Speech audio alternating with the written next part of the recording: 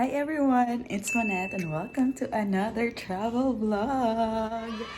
Yes, another travel vlog. It's been a while and we are now here at... Nasaan tayo, Beshi? South Korea! Nasa hostel kasi kami, so bawal mag-ingay. You should consider yung ibang naka-check-in. Nag-ready na kami. Actually, last night kami dumating dito sa Seoul, dito sa South Korea. Ang challenge is marami kaming dala, so hindi ako makapag-vlog that time. So, ayun. Dito kami nagsistay sa Dongdaemun area. And sa Seoul Dalbit guest house here in Dongdaemun area. So, ito yung itsura niya. Since hostel siya, maraming ganyan. Meron din common area, which is the kitchen. And may lounge area siya. Meron din rooms doon. And then, sa taas kami. So, yun. So far, sobrang lamig ngayon dito kasi it's autumn. Kagabi pagdating namin, -3 yung lamig. So, kailangan talaga equip ka pag pumunta ka dito ng malamig. Kasi pag sinabing malamig, as in malamig talaga. Di siya joke na malamig. Tapos, yun yung napansin ko. Tingnan nyo yung segregation ng trash nila. Seryoso. You need to segregate your trash. Yan, plastic, cans, and papers. May penalty pag wala. Pag hindi ka maganyan.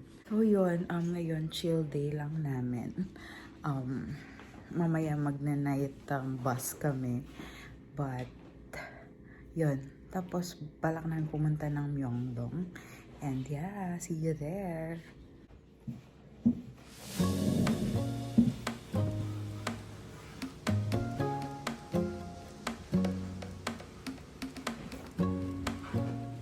Ito talaga ang maging OFW.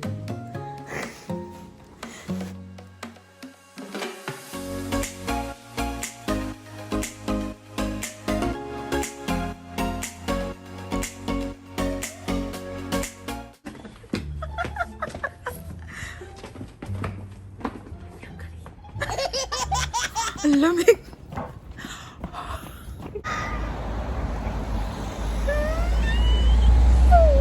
Welcome to Korea!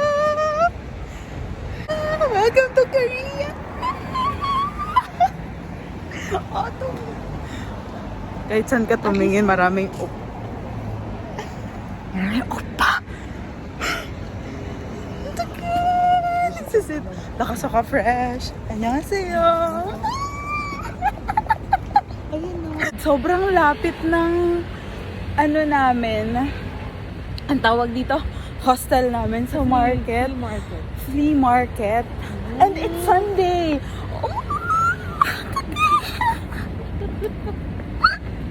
Oh my God. Autumn na.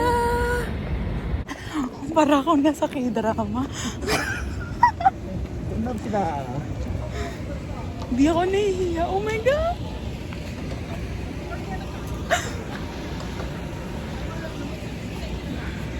Kailangan kong kalmahan yung sarili ko, girl. Kalma ka lang. Kalma ka lang. Rice cake, fish cake, rice cake.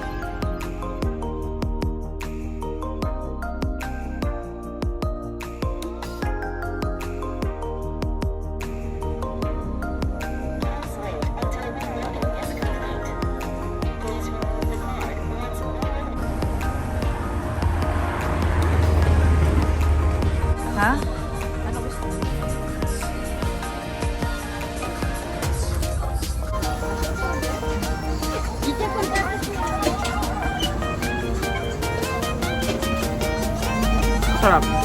1,000 won lang siya na. Isang steak, 1,000 won. Pagkano sa peso? Kasi sobrang lamig. So, kailangan namin ng mainitan yung nagpe-freeze na yung mga mukha namin.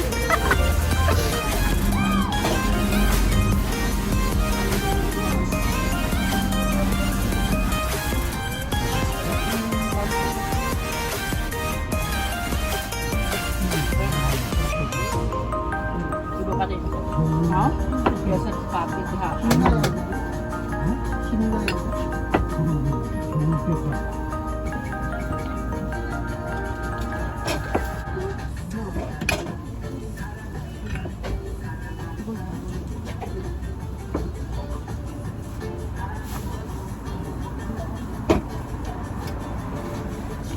Basta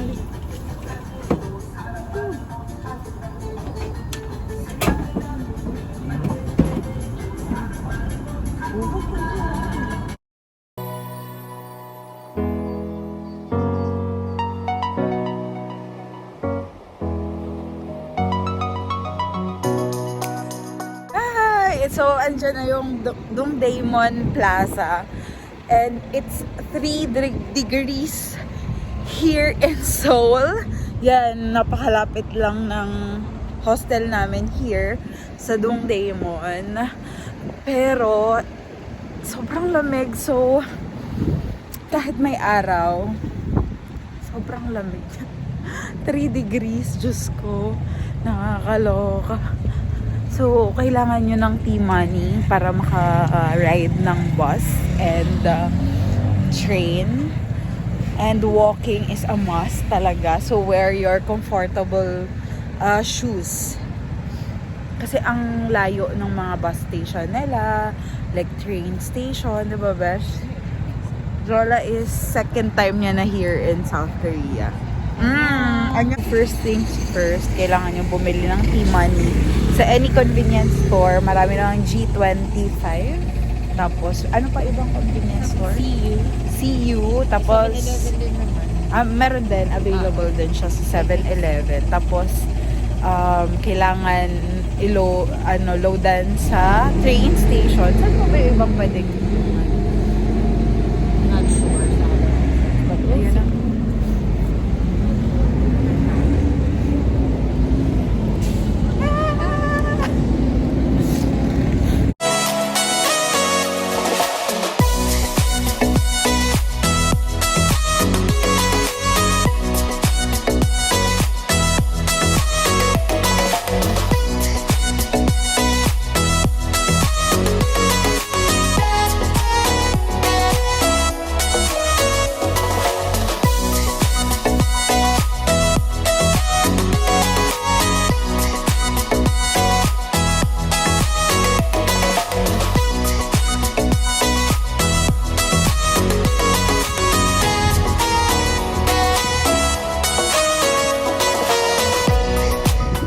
Hinahanap namin yung Nuldam space.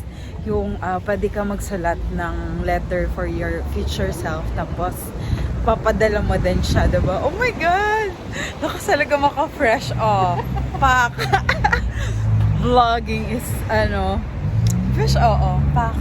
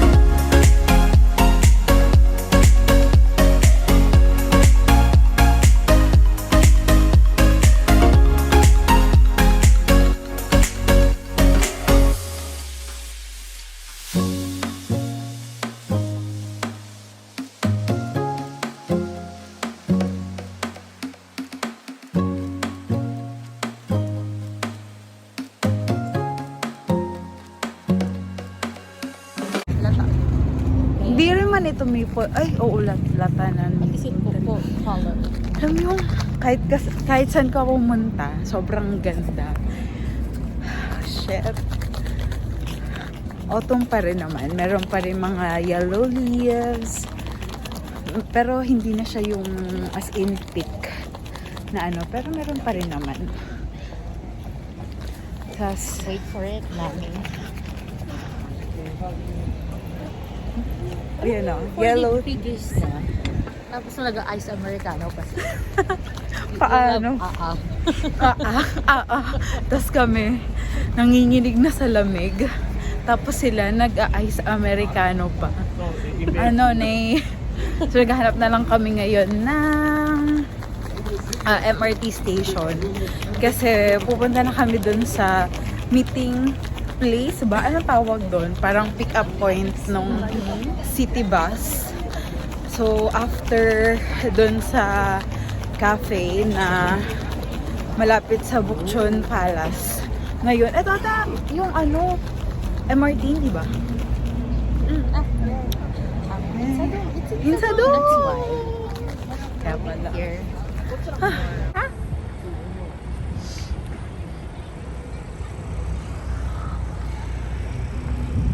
Nahanap na namin yung Seoul City bus tour. Pero sobrang lamig. Ayan o. Seoul City. Malapit lang talaga siya sa Gyeongbokgung Palace na area. Yung sa may main gate. Seoul City tour.